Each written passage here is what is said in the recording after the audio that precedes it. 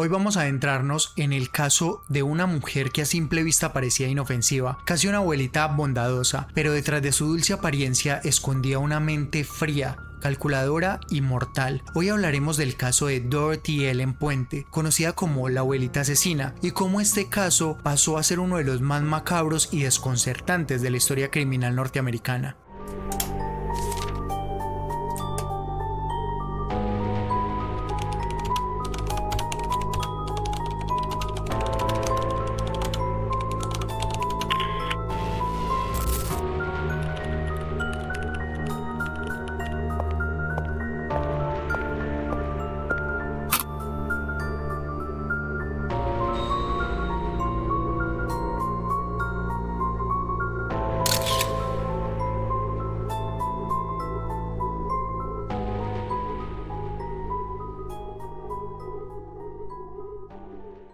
Dorothy Ellen Gray, nacida el 9 de enero de 1929 en Redlands, un pequeño condado del poblado de San Bernardino en California, desde su primer respiro su vida estuvo marcada por el abandono y el dolor. Sus padres, Trudy Min y Jessie Jane Gray, eran alcohólicos empedernidos. Su padre trabajaba como recolector de algodón, pero el dinero que ganaba lo bebía, dejando a la familia en la miseria. Ambos padres maltrataban a Dorothy brutalmente. Era tan severa la situación que muchas veces se veía obligada a buscar comida en la basura para sobrevivir. La tragedia no tardó aún más en tocar su vida. Su padre murió de tuberculosis cuando ella tenía apenas 4 años. Solo 2 años después, cuando Dorothy tenía 6 años, su madre también falleció en un accidente automovilístico. Así quedó huérfana en plena infancia. Fue enviada a un orfanato, donde además, según fuentes, habría sufrido abuso físico y sexual, aunque esto nunca fue confirmado judicialmente. A los 16 años, tratando de escapar de su tormentoso pasado, Dorothy mintió sobre su edad y logró casarse con Fred McFaul, un soldado de la Segunda Guerra Mundial. De esta unión nacieron 2 hijas a quienes abandonaría posteriormente dándolas en adopción. El matrimonio fue breve y tormentoso, se separaron en 1948. Tras este fracaso, Dorothy comenzó a sumergirse en una vida de fraudes, robos menores y trabajo de índole sexual. Fue arrestada varias veces bajo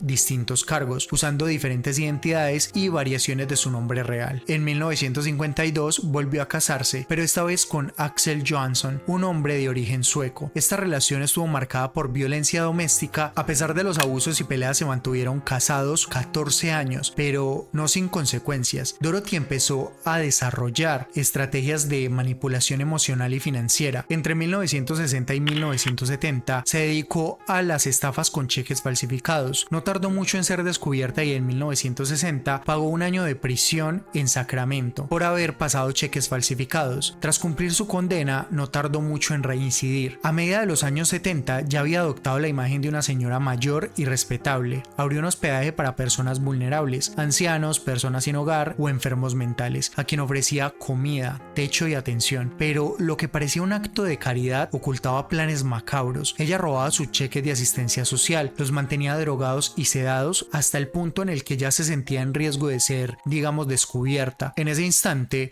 cuando ya sentía esa presión de ser descubierta, ella optaba simplemente por arrebatarles la vida. En 1982 se produjo un hecho que levantó las primeras sospechas. Su casero, Malcolm Mackenzie, la acusó de drogarlo y robarle. Fue condenada y sentenciada a 5 años de prisión, pero salió en libertad condicional tan solo 3 años después. Tras salir, volvió a administrar casas de huéspedes, pero su ambición había crecido. Entre 1985 y 1988, Dorothy Puente asesinó al menos a 9 personas y el patrón era siempre el mismo. Seleccionaba a las víctimas más vulnerables, los drogaba con medicamentos como Alción o Dalmene, los asfixiaba o envenenaba y luego los enterraba en el jardín trasero de su casa en la calle F Street de Sacramento. Dorothy era una experta manipuladora. Ella manipulaba el sistema a su antojo y no solamente el sistema. Ahorita les voy a contar bien a detalles sobre sus relaciones y sobre cómo operaba con las personas, para que vean el nivel de detalle que solamente una mente criminal podría tener. Una vez una persona ingresaba a su pensión, ella la obligaba básicamente a firmarle un poder notarial, supuestamente para ayudarlos con los pagos o trámites, pero en realidad esta era la forma en la que ella podía quedarse con sus cheques de seguro social o discapacidad. Administraba sus cuentas y en algunos casos incluso cobraba retroactividad como si estuvieran vivos. Los cuerpos no desaparecían por arte de magia. Ella los enterraba en el jardín jardín trasero, bajo la sombra de los árboles y entre parches de flores que usaba para disimular la tierra removida. Algunos testigos relataban haberla visto con movimientos nocturnos, tierra levantada y carretilla con supuesto abono que realmente no era abono. Pero como Dorothy era una mujer encantadora, amable y siempre bien vestida, incluso algo maternal, ¿quién se atrevería a dudar de una anciana de 60 años con gafas gruesas, sonrisa suave y un peinado perfectamente elaborado? Pero para entender mejor cómo llegó a ese nivel de cinismo, hay que retroceder a sus relaciones sentimentales, porque Dorothy no solo engañaba a desconocidos, también utilizaba sus matrimonios como un escalón para construir su vida criminal. Su primer matrimonio fue en 1945 con Fred McFaul, solo tenía 16 años y de este pues nacieron las 2 hijas que ya les había contado, pero ella terminó abandonándolas, dándolas en adopción y simplemente las borró de su vida. El matrimonio fracasó pronto y Fred se fue para siempre. En 1952 ya usaba el nombre de Dorothy Puente. Tras casarse con Johnson, empezó a mostrar señales de violencia doméstica, pero las peleas, a pesar de que eran intensas, él era alcohólico, por lo que ella siempre se victimizaba. Testigos declaraban que en ocasiones se lanzaban objetos, se echaban de la casa o desaparecían por días sin explicación. Más tarde, su tercera relación, Robert Puente, un hombre 20 años menor que ella, sería clave. Lo conoció cuando él apenas tenía 21 años y ella ya pasaba a los 40. Él era de nacionalidad mexicana y muchos creen que se casó con ella para obtener la residencia. Su relación fue breve y turbulenta. Él la dejó y presentó una orden de alejamiento. Sin embargo, ella siguió usando su apellido Puente para presentarse como viuda latina y crear una imagen de empatía ante el sistema de asistencia social. Era una perfecta manipuladora. En los 80 ella ya, como les había contado, tenía un patrón definido de qué tipo de personas eran sus víctimas, cómo manipular a las personas y, como ya vieron, también a sus parejas. Ella sabía perfectamente cómo mover las cartas para no ser descubierta y tener todo bajo control, porque esto lo hizo durante muchos años. Finalmente ella empezó a generar sus primeros, digamos, crímenes desviviendo personas. Estamos hablando de que la primera de sus víctimas fue Leonora Carpenter, una mujer que sufría de un severo problema mental y que pues finalmente había confiado en ella y terminó desviviéndola y enterrándola en el patio trasero con una bolsa de basura, como si no valiera absolutamente nada. Posteriormente, uno de sus últimos delitos o de sus últimas víctimas era Dorothy Miller, una anciana que había confiado también en ella plenamente durante varios años en su estadía en estos lugares de acogida. Fue finalmente la desaparición de Bert Montoya, un hombre con esquizofrenia severa, lo que encendió las alarmas. Su asistente social la había ubicado en esta pensión creyendo que sería un lugar seguro. Cuando dejó de recibir notificaciones de él, presionó a la policía. Finalmente la policía se acercó a este hogar de paso y pues notó que la tierra estaba un poco levantada, por lo que empezó a ser sospechoso. Dorothy empezó a justificar la ausencia de Bert diciendo que se había escapado con una mujer, pero las versiones no coincidían con nada. Finalmente la policía tomó la decisión de empezar a excavar esta tierra que parecía removida y se encontró con algo macabro: 7 cuerpos de una descomposición o un nivel de descomposición impresionante, y todos ellos enterrados en posiciones improvisadas, algunos con los brazos doblados hacia el pecho, otros sin zapatos. El olor era indescriptible. Los vecinos ya lo habían notado, simplemente que como era una ancianita que normalmente era amable, que normalmente tenía como un buen comportamiento, pues le compraban cualquier excusa, y sus excusas eran que era abono, que eran animales muertos, que era el drenaje, pero nunca se imaginaron que era una fosa clandestina. El juicio fue una pesadilla mediática. Ha sido en California uno de los juicios con una deliberación más larga de la historia. Se demoraron 23 días deliberando. La fiscalía la acusó de 9 asesinatos, pero solo le pudo comprobar 3. Aún así, ella recibió una pena de cadena perpetua sin posibilidad de libertad condicional. Hasta el último día, Dorothy negó haber cometido alguno de estos delitos. Para ella, vendió a periódicos, revistas y entrevistadores la idea de que ella había sido víctima de una conspiración y que ella no había cometido ninguno de estos delitos. Ya les había dicho que ella era una experta manipulando y victimizándose. Básicamente, ella se dedicó en la cárcel a cocinarle a sus compañeros, y en una relación que tuvo a distancia con un periodista del cual supuestamente se enamoró. Nadie sabe hasta dónde esta mujer podía llegar a sentir amor, pero entre el ir y venir de cartas terminó enseñándole recetas de cocina y demás, por lo que este sacó un libro que es algo relacionado como Cocinando con el asesino o algo así, o Cocinando tras las rejas, no recuerdo el nombre exactamente ahora. Ella se lucró obviamente de la venta de este libro, vivió plácidamente en cárcel durante unos 20-25 años. La abuelita finalmente falleció el 27 de marzo del 2011 en la prisión Central para Mujeres de California por causas naturales. Hasta el final mantuvo su imagen de abuelita amable y jamás admitió su culpabilidad ni mostró ninguna clase de culpa o responsabilidad por lo que hizo. ¿Qué opinas tú de este caso? ¿Dorothy era una mujer que fue víctima del maltrato de la infancia o simplemente era una persona perversa desde la raíz? ¿Te parece que debería haberse investigado más sus casos para ver si la cantidad fue la correcta o hubo más víctimas? Y pues nada chicos, hasta aquí este video. Hace rato no hacía esta clase de videos largos, también porque está un poco más enfocado en TikTok, en Instagram y en Facebook con shorts y videos más cortos. Recuerden que si quieren disfrutar de ese contenido de manera diaria y subo constantemente un poco más de contenido, les voy a dejar las redes sociales por aquí. Y pues nada chicos, ya saben que si les gusta esta clase de contenido, recuerden dejar su like, suscribirse, sobre todo activar la campana de notificaciones aquí para que estén activos cada vez que suba un nuevo video. Y pues déjenme saber en los comentarios sobre este caso qué piensan y sobre otros casos que quieran que investiguemos. Y pues nada chicos, gracias por estar por aquí y nos vemos en el próximo video.